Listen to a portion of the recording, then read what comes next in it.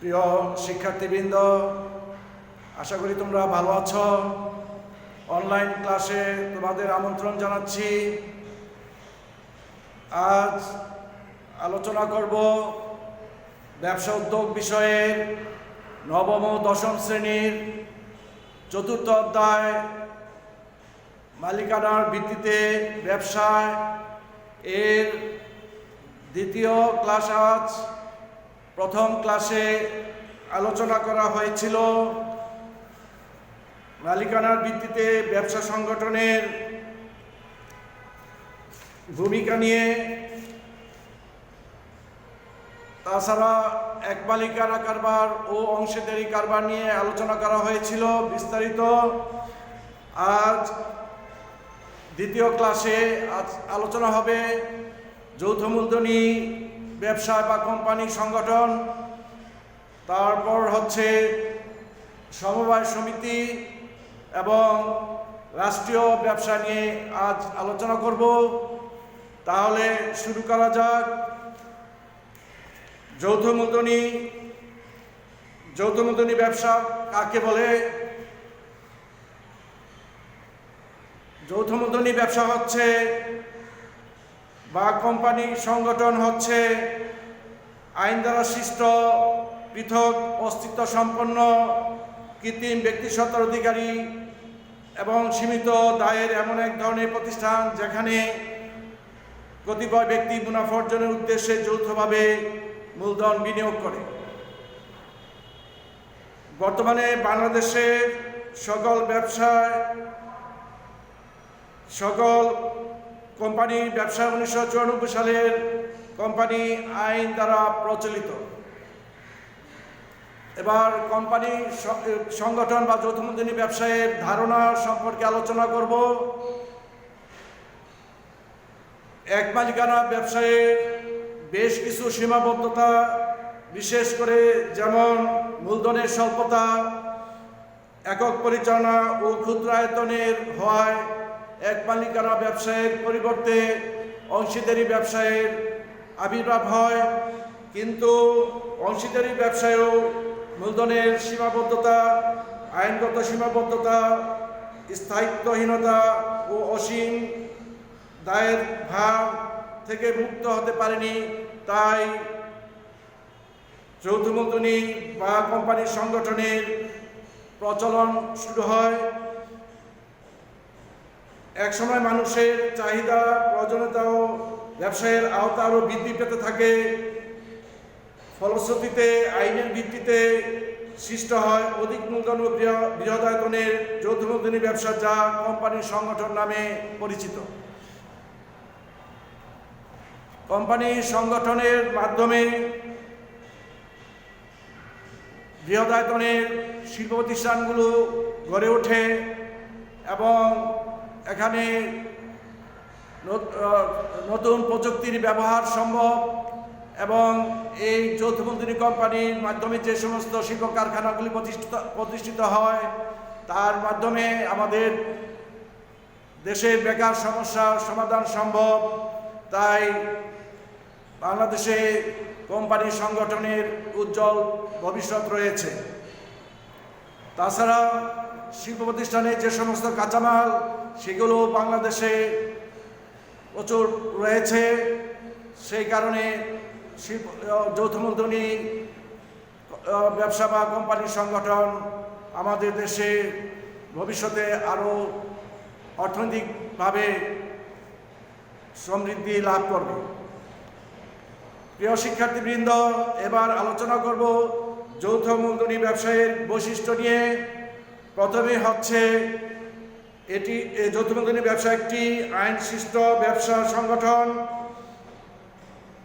আইন দ্বারা এই ব্যবসা সৃষ্টি হয় এবং আইনের মাধ্যমে এই ব্যবসায়ের বিলুপ্তি ঘটে।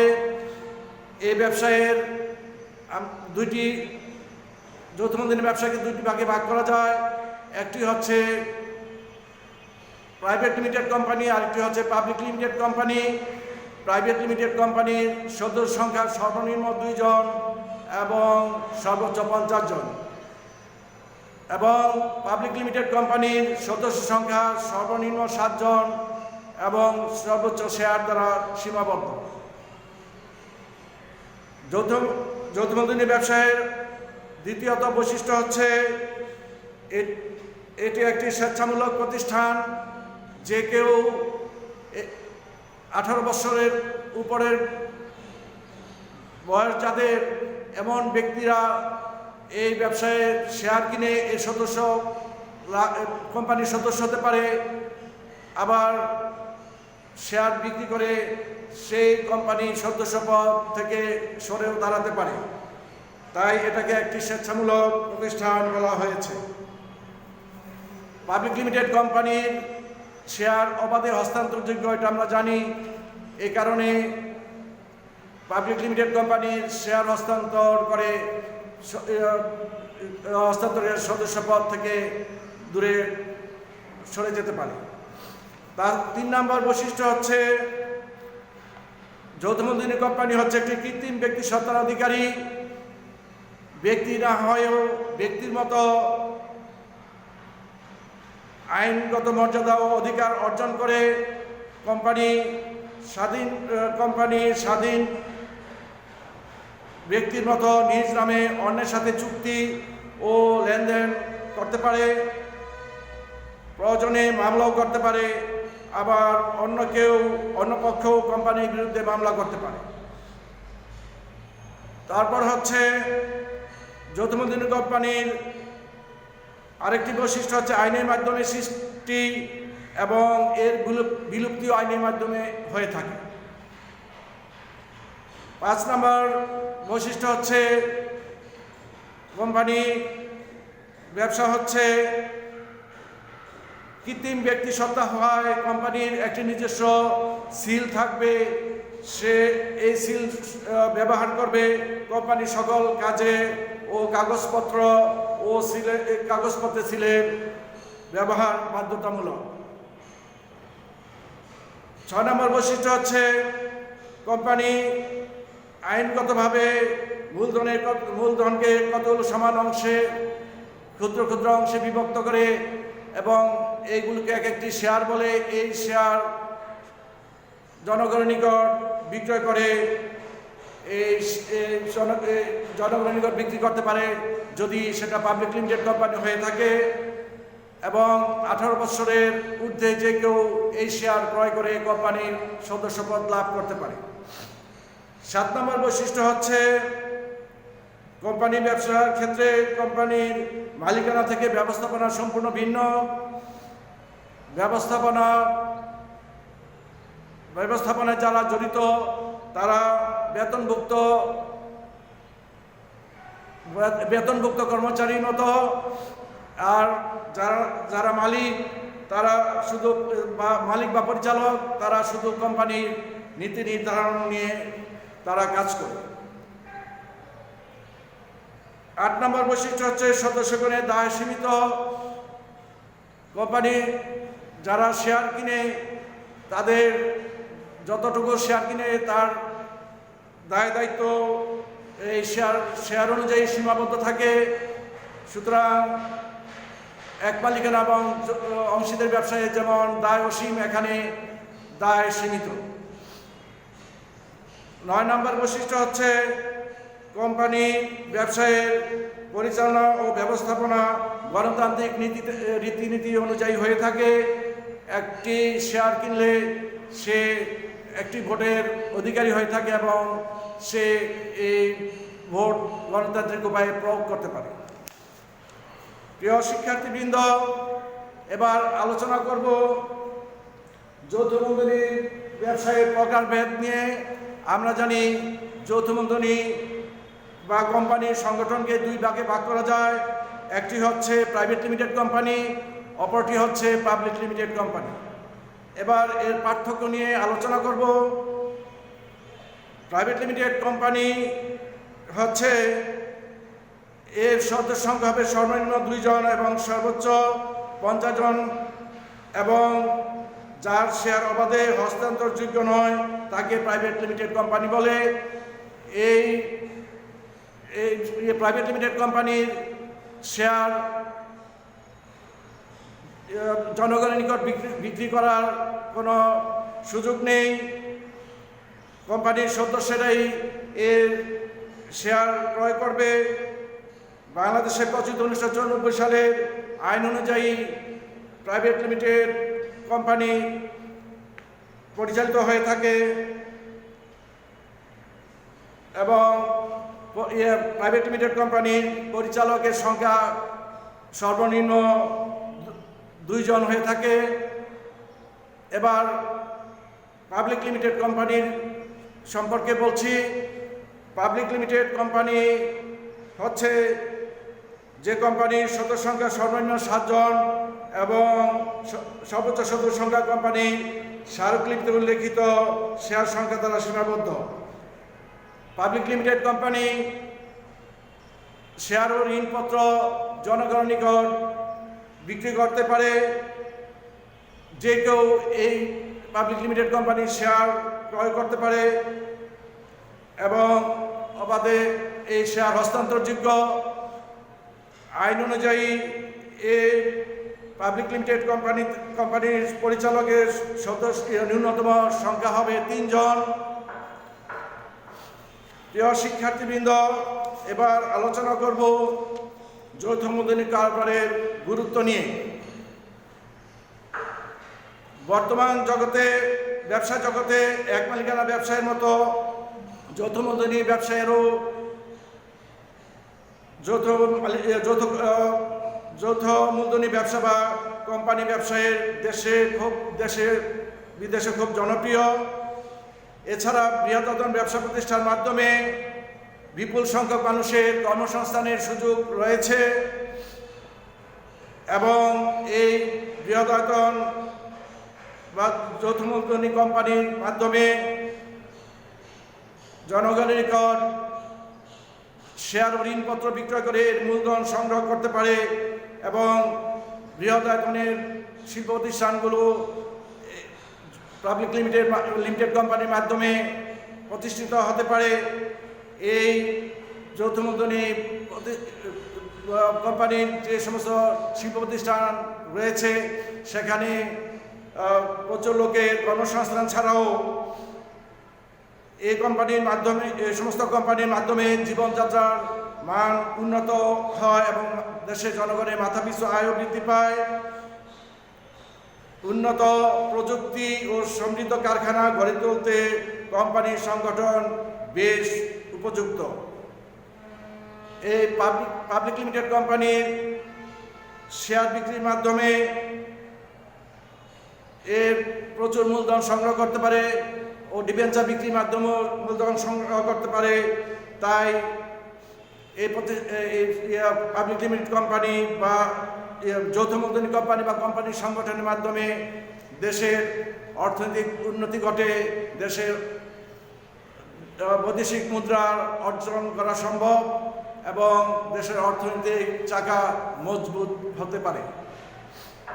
প্রিয় শিক্ষার্থীবৃন্দ, এই পর্যায়ে আমি আলোচনা করব কোম্পানি গঠন প্রক্রিয়া নিয়ে। আমরা জানি কোম্পানির গঠন প্রক্রিয়াকে 4টি ভাগে ভাগ করা যায়।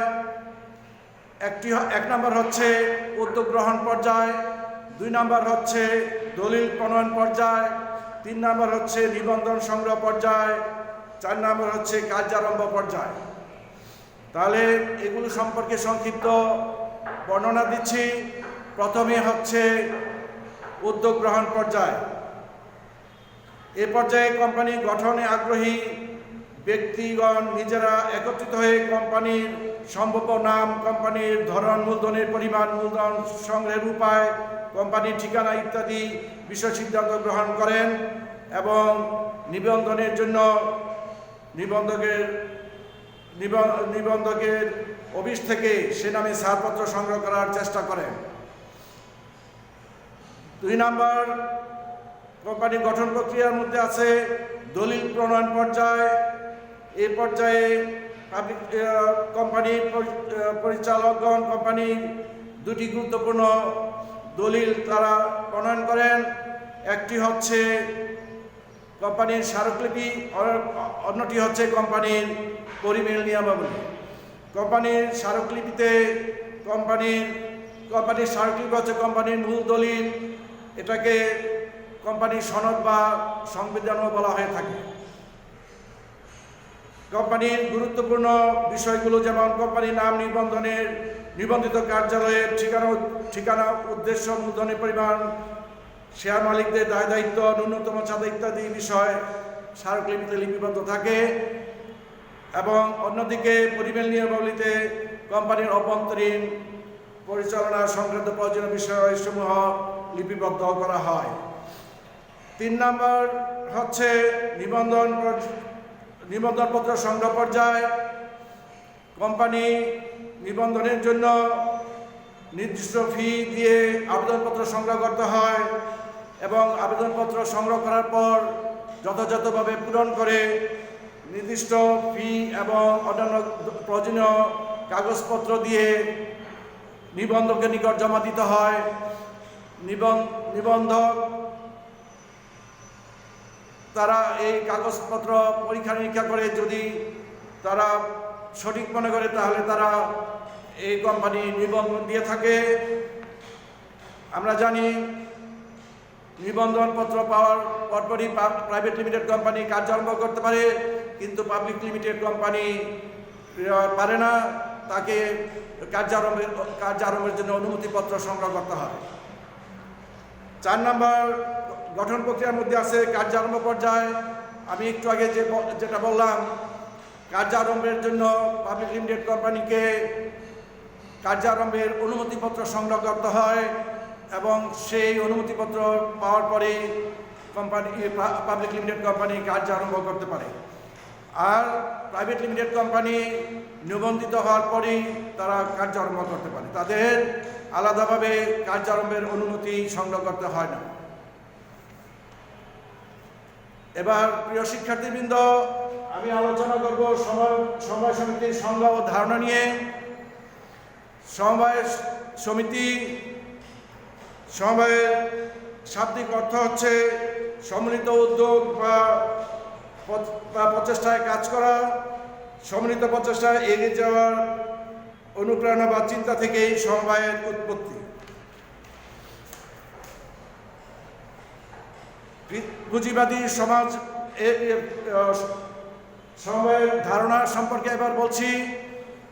পুঁজিবাদী সমাজ ব্যবস্থার ভিত যত মজবুত হতে থাকে, এর প্রভাবে সমাজের অর্থনৈতিক বৈষম্য সৃষ্টি হতে থাকে। এই বৈষম্য থেকে মুক্তি পাওয়ার জন্য স্বল্পবিত্ত ও মধ্যবিত্ত শ্রেণী, পেশাজীবী ও ব্যবসায়ীরা আর্থিকভাবে দুরবস্থায় সম্মুখীন হতে থাকে। পুঁজিবাদী সমাজের সৃষ্ট এই জাতীয় অর্থনৈতিক বৈষম্য দুরবস্থাতে মুক্তির প্রয়াসে বিশ্বের বিভিন্ন দেশে সমবায় সংগঠন গড়ে ওঠে। সর্বপ্রথম সমবায় আন্দোলনের সূচনা হয় পশ্চিম ইউরোপ ও উত্তর আমেরিকা ও জাপানে। আমাদের এই উপমহাদেশে সর্বপ্রথম 1904 সালে সরকারিভাবে সমবায়ের উদ্যোগ গ্রহণ করা হয়। বাংলাদেশে 1972 সালে জাতীয় সমবায় ব্যাংক লিমিটেড কার্যক্রম শুরু করে। পরবর্তীকালে বাংলাদেশে বিভিন্ন প্রকার সমবায় সমিতি গড়ে উঠেছে। বাংলাদেশের একটি উল্লেখযোগ্য সমবায় সমিতি হচ্ছে দুগ্ধ উৎপাদনকারী সমবায় সংগঠন, বাংলাদেশে দুগ্ধ উৎপাদনকারী সমবায় ইউনিয়ন লিমিটেড, যা মিল্ক বিটা নামে পরিচিত। প্রিয় শিক্ষার্থীবৃন্দ, এবার আলোচনা করব সমবায় সংগঠনের বৈশিষ্ট্য নিয়ে। সমবায় সংগঠনের বৈশিষ্ট্যের মধ্যে প্রথমে রয়েছে সাধারণত নিম্নবিত্ত বিত্তহীন সমমনা পেশার ব্যক্তিবর্গ স্বেচ্ছামূলকভাবে জাতীয় সংগঠন গড়ে তোলে। 2 নম্বর বৈশিষ্ট্য হচ্ছে 2001 সালের সমবায় আইন অনুযায়ী 3 ধরনের সমবায় সমিতি উল্লেখ আছে। 1 নম্বর হচ্ছে প্রাথমিক সমবায় সমিতি, 2 নম্বর কেন্দ্রীয় সমবায় সমিতি, 3 নম্বর হচ্ছে জাতীয় সমবায় সমিতি। 3 নম্বর সমবায় সমিতির বৈশিষ্ট্যর মধ্যে আছে সমবায় আইনে গঠিত একটি সমবায় সমিতি একটি কৃত্রিম ও স্বতন্ত্র ব্যক্তিসত্তা নিয়ে এই সংগঠন গড়ে ওঠে এবং ধারাবাহিকভাবে উদ্দেশ্য পূরণে যে কোনো ধরনের সম্পদ অর্জন, ধারণ, হস্তান্তর করার এবং চুক্তি করার অধিকার থাকবে। 4 নম্বর বৈশিষ্ট্য হচ্ছে সমবায় সমিতি মূলধন সমমূল্যের কতগুলো শেয়ারে বিভক্ত থাকে এবং যে কোনো ব্যক্তি এর শেয়ার ক্রয় করে সমবায় সমিতির সদস্যপদ গ্রহণ করতে পারে।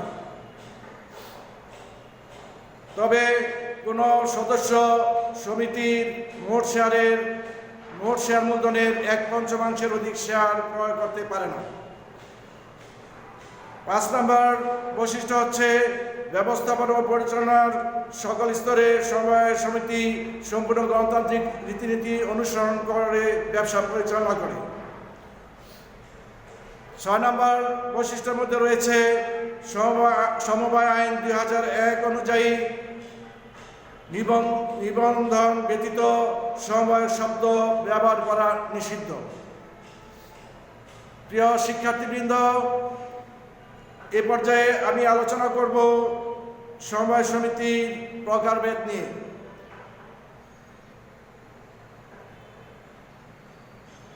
সমবায় মূলত স্বল্পবিত্ত, নিম্নবিত্ত ও বিত্তহীন লোকদের সংগঠন। সমবায় বিধিমালা 2004 এ পেশাভিত্তিক নিম্নোক্ত সমবায় সমিতিগুলো রয়েছে। তার মধ্যে কয়েকটি আমি উল্লেখ করছি। 1 নম্বর হচ্ছে কৃষি বা কৃষক সমবায় সমিতি, 2 নম্বর মৎস্যজীবী সমবায় সমিতি, 3 নম্বর শ্রমজীবী সমবায় সমিতি, 4 নম্বর মৃৎশিল্পী সমবায় সমিতি, তাঁতি সমবায় সমিতি, ভূমিহীন সমবায় সমিতি, বিত্তহীন সমবায় সমিতি, মহিলা সমবায় সমিতি, autorickshaw, auto tempo, taxi cab, motor truck এবং ট্যাঙ্ক ও লরি চালক সমবায় সমিতি, হকার সমবায় সমিতি, পরিবহন মালিক ও শ্রমিক সমবায় সমিতি, কর্মচারী সমবায় সমিতি, দুগ্ধ সমবায় সমিতি, মুক্তিযোদ্ধা সমবায় সমিতি, যুব সমবায় সমিতি, জাহান বা হাউজিং সমবায় সমিতি, ফ্ল্যাট বা অ্যাপার্টমেন্ট মালিক সমবায় সমিতি, দোকান মালিক বা ব্যবসায়ী বা মার্কেট সমবায় সমিতি। সকল ধরনের সমবায় সমিতির মুখ্য উদ্দেশ্য হল সদস্যগণের আর্থ সামাজিক অবস্থার উন্নয়ন। এবার আমি আলোচনা করব সমবায় সমিতির গঠন প্রক্রিয়া নিয়ে। সমবায় সমিতি 3টি গঠন প্রক্রিয়া রয়েছে। এর মধ্যে 1 নম্বর হচ্ছে উদ্যোগ গ্রহণ পর্যায়। প্রাথমিক সমবায় সমিতি গঠন করতে চাইলে সমমনা, সমশ্রেণী, সমপেশা ও সমমর্যাদার প্রাপ্তবয়স্ক ন্যূনতম 20 জন সদস্য নিয়ে স্বেচ্ছায় একত্রিত হয়ে উদ্যোগ গ্রহণ করে এই সমবায় সমিতি গঠন করা যায়। এ সকল উদ্যোগ নিজেদের মধ্য থেকে 6 জনকে নিয়ে একটি ব্যবস্থাপনা কমিটি গঠন করা হয়। 2 নম্বর গঠন প্রক্রিয়ার মধ্যে আছে নিবন্ধন পর্যায়। সমবায় সমিতি যে এলাকায় অবস্থিত সে এলাকার নিবন্ধকের নিকট সরকার কর্তৃক মনোনীত নিবন্ধকের অফিস থেকে নিবন্ধনের আবেদন ফর্ম 1 সংগ্রহ করে যথাযথভাবে তা পূরণ করে নির্ধারিত ফি সহ আবেদন করতে হয় এবং আবেদন ফর্ম পূরণ করে জমা দেওয়ার পর নিবন্ধক সন্তুষ্ট হলে তা সমবায় সমিতিটি নিবন্ধন করে নেয় এবং এই নিবন্ধনের জন্য প্রাথমিক সমবায় সমিতি নিবন্ধনের জন্য 50 টাকা ট্রেজারি চালান আবেদনপত্রের সাথে দিতে হয়। অন্যান্য প্রাথমিক সমবায় সমিতি নিবন্ধনের জন্য 300 টাকা ট্রেজারি চালান দিতে হয়। কেন্দ্রীয় সমবায় সমিতি নিবন্ধনের জন্য 1000 টাকা ট্রেজারি চালান এবং জাতীয় সমবায় সমিতি নিবন্ধনের জন্য 5000 টাকা ট্রেজারি চালান আবেদনপত্রের সাথে জমা দিতে হয়। 3 নাম্বার হচ্ছে কার্যারম্ভ পর্যায়ে নিবন্ধন পত্র পাওয়ার পর সমবায় সমিতি আইনগতভাবে অস্তিত্ব লাভ করে এবং তারা তাদের সংগঠনের কাজ শুরু করতে পারে। এবার আলোচনা করব সমবায় সমিতির মূলনীতি নিয়ে। সমবায় সমিতির কতগুলো মূলনীতি রয়েছে। এর মধ্যে 1 নাম্বার হচ্ছে একতাই বল। এই মূলনীতি নিয়ে সমবায় সমিতি কাজ করে থাকে। সমবায়ের প্রধান নীতি হচ্ছে সমমনা, সমপেশা ও অর্থনৈতিক দিক থেকে সমশ্রেণীর লোকদের নিয়ে এই সংগঠন গড়ে ওঠে। 2 নাম্বার মূলনীতি হচ্ছে সমবায় সমিতি সাম্য ও সকলের সমান অবস্থান ও অংশগ্রহণ এর একটি মূলনীতি। সকল সদস্যগণ অর্থনৈতিক, সামাজিক, রাজনৈতিক ও ধর্মীয়ভাবে যেমনই হোক না কেন সবাই সমান মর্যাদার অধিকারী। 3 নাম্বার মূলনীতি হচ্ছে সমবায় সমিতি সকলের তরে সকলে আমরা, প্রত্যেকে আমরা পরের তরে। এই মূলনীতি নিয়ে সমবায় সমিতি তাদের কার্যকলাপ চালিয়ে যায়। 4 নাম্বার মূলনীতি হচ্ছে সদস্যদের পারস্পরিক আস্থা ও বিশ্বাস সমবায় সমিতির আরেকটি গুরুত্বপূর্ণ মূলনীতি। 5 নাম্বার মূলনীতি হচ্ছে সমবায়ের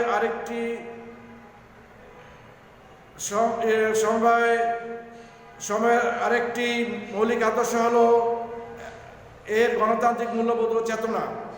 প্রত্যেক সমবায় সমিতির সদস্যদের ভোটাধিকার থাকবে এবং তারা ভোট দিয়ে পরিচালক মণ্ডলী তারা নির্ধারণ করে থাকে। সমবায় সমিতি, প্রিয় শিক্ষার্থীবৃন্দ, বাংলাদেশের সমবায় সমিতি সমস্যা ও সম্ভাবনা। বাংলাদেশে আর্থসামাজিক অবস্থা বিবেচনা করে দেখা যায় এখন আমাদের দেশের শতকরা 80% লোক কৃষি ও গ্রামভিত্তিক বিভিন্ন পেশায় জড়িত, যেমন কৃষক, শ্রমিক, তাঁতি, মৎস্যজীবী, চাষি, কামার কুমার, জেলে, এই ধরনের বিভিন্ন পেশায় তারা নিয়োজিত আছে। এই সমস্ত লোকদেরকে আর্থিকভাবে স্বাবলম্বন করাই সমবায় সমিতির মূল লক্ষ্য। এ সকল স্বল্প ও নিম্নবিত্তের কৃষিজীবী ও শ্রমজীবী ও ক্ষুদ্র ব্যবসায়ীদের আর্থসামাজিক উন্নয়নের জন্য সবচেয়ে উপযুক্ত ক্ষেত্র হচ্ছে সমবায় সংগঠন। স্বাধীনতার পর থেকে দেশে অনেক সমবায় সমিতি সংগঠন গড়ে উঠেছে। এই সমস্ত সমিতির সদস্যরা সমিতির মাধ্যমে তারা স্বনির্ভর হয়েছে এবং তারা আত্মনির্ভরশীল হয়েছে। প্রিয় শিক্ষার্থীবৃন্দ, এবার আলোচনা করব রাষ্ট্রীয় ব্যবসা নিয়ে। রাষ্ট্রীয় ব্যবসা সাধারণ অর্থে সরকার কর্তৃক গঠিত, পরিচালিত ও নিয়ন্ত্রিত ব্যবসাকেই রাষ্ট্রীয় ব্যবসা বলে।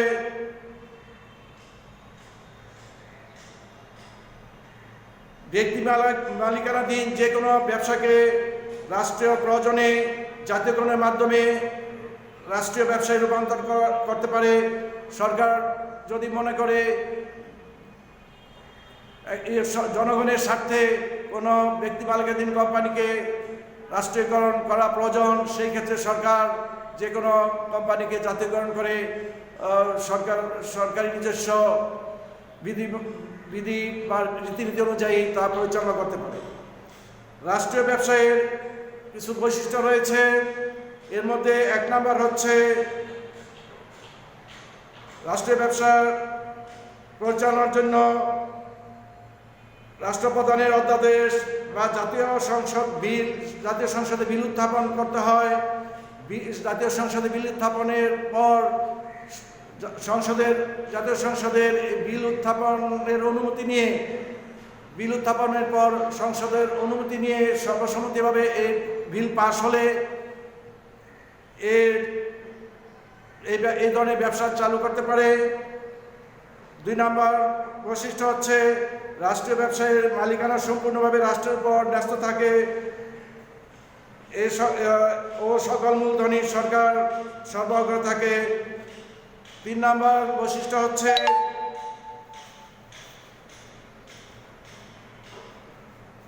বৈশিষ্ট্য হচ্ছে বিশেষ আইন দ্বারা গঠিত হয় বলে এ জাতীয় ব্যবসায় কৃত্রিম ও স্বতন্ত্র ব্যক্তিসত্তার অধিকারী। এই সকল ব্যবসা সরকারের নিজস্ব নামে পরিচালিত হয়ে থাকে। অন্যান্য ব্যবসায়ের মতো মুনাফা অর্জন বা মুনাফা দিয়ে রাষ্ট্রীয় ব্যবসার মূল উদ্দেশ্য নয়, রাষ্ট্রীয় ব্যবসার মূল উদ্দেশ্য মুনাফা অর্জন নয়, তাদের মূল উদ্দেশ্য হচ্ছে জনকল্যাণ। তারপরে বৈশিষ্ট্য হচ্ছে এ জাতীয় ব্যবসায় লাভ হলে তা সরাসরি সরকারি তহবিলে জমা হবে এবং তা জনকল্যাণে ব্যয় করা হবে। রাষ্ট্রীয় ব্যবসায়ের আরেকটি বৈশিষ্ট্য হচ্ছে এই জাতীয় ব্যবসার সাফল্য ব্যর্থতার জন্য সরকারকে জাতীয় সংসদের নিকট জবাবদিহি করতে হয়। প্রিয় শিক্ষার্থীবৃন্দ, এবার আলোচনা করব বাংলাদেশের রাষ্ট্রীয় ব্যবসাগুলো নিয়ে। আমাদের দেশে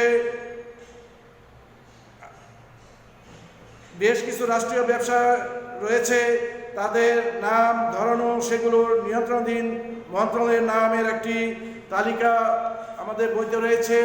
সেই তালিকা সম্পর্কে এখন আমি বিস্তারিত বলবো। রাষ্ট্রীয় ব্যবসায়ের যেগুলি আমাদের দেশে আছে তার মধ্যে প্রথম আছে বাংলাদেশ রাসায়নিক শিল্প সংস্থা। এই ধরনের ব্যবসায়িক ধরনের মধ্যে আছে শিল্প এবং নিয়ন্ত্রণকারী মন্ত্রণালয়ের নাম হচ্ছে শিল্প মন্ত্রণালয়। তারপর হচ্ছে বাংলাদেশ পাটকল শিল্প সংস্থা, এটি একটি শিল্প এবং এটা শিল্প মন্ত্রণালয়ের অধীন। বাংলাদেশ বিদ্যুৎ উন্নয়ন বোর্ড, এটা সেবামূলক শিল্প, এটা জ্বালানি ও খনিজ মন্ত্রণালয়ের অধীন। বাংলাদেশ ব্যাংক, এটা হলো একটি ব্যাংকিং প্রতিষ্ঠান, এটা অর্থ মন্ত্রণালয়ের অধীনে। বাংলাদেশ সড়ক পরিবহন সংস্থা, এটা হলো পরিবহন সংস্থা এবং এটা যোগাযোগ মন্ত্রণালয়ের অধীন। বাংলাদেশ রেলওয়ে, এটা যোগাযোগ মন্ত্রণালয়ের অধীন। বাংলাদেশ পর্যটন সংস্থা, এটা সেবামূলক এবং এটা হলো বিমান ও পর্যটন মন্ত্রণালয়ের অধীন। বাংলাদেশ বিমান, এটা হলো পরিবহনমূলক এবং বিমান ও পর্যটন মন্ত্রণালয়ের অধীন। বাংলাদেশ অভ্যন্তরীণ জল পরিবহন সংস্থা, এটা পরিবহন, এটা যোগাযোগ মন্ত্রণালয়ের অধীন। বাংলাদেশ বস্ত্রকল সংস্থা, এটা শিল্প, এটা শিল্প মন্ত্রণালয়ের অধীন। বাংলাদেশ টেলিফোন শিল্প সংস্থা, এটা সেবা টেলিযোগাযোগ মন্ত্রণালয়ের অধীন। বাংলাদেশ টেলিভিশন সেবা, এটি হচ্ছে তথ্য মন্ত্রণালয়ের অধীন। বাংলাদেশ বেতার, এটা সেবা তথ্য মন্ত্রণালয়ের অধীন। জীবন বীমা কর্পোরেশন, জীবন বীমা, এটা আলাদা একটি প্রতিষ্ঠান এবং এটা অর্থ মন্ত্রণালয়াধীন। তিতাস গ্যাস ট্রান্সমিশন, এটা হলো সেবা জ্বালানি খনিজ সম্পদ মন্ত্রণালয়াধীন। প্রিয় শিক্ষার্থীবৃন্দ, আজ আমি এখানেই শেষ করছি। তোমরা সবাই ভালো থাকবে, সুস্থ থাকবে এই কামনা করে বিদায় নিচ্ছি। সকলকে ধন্যবাদ।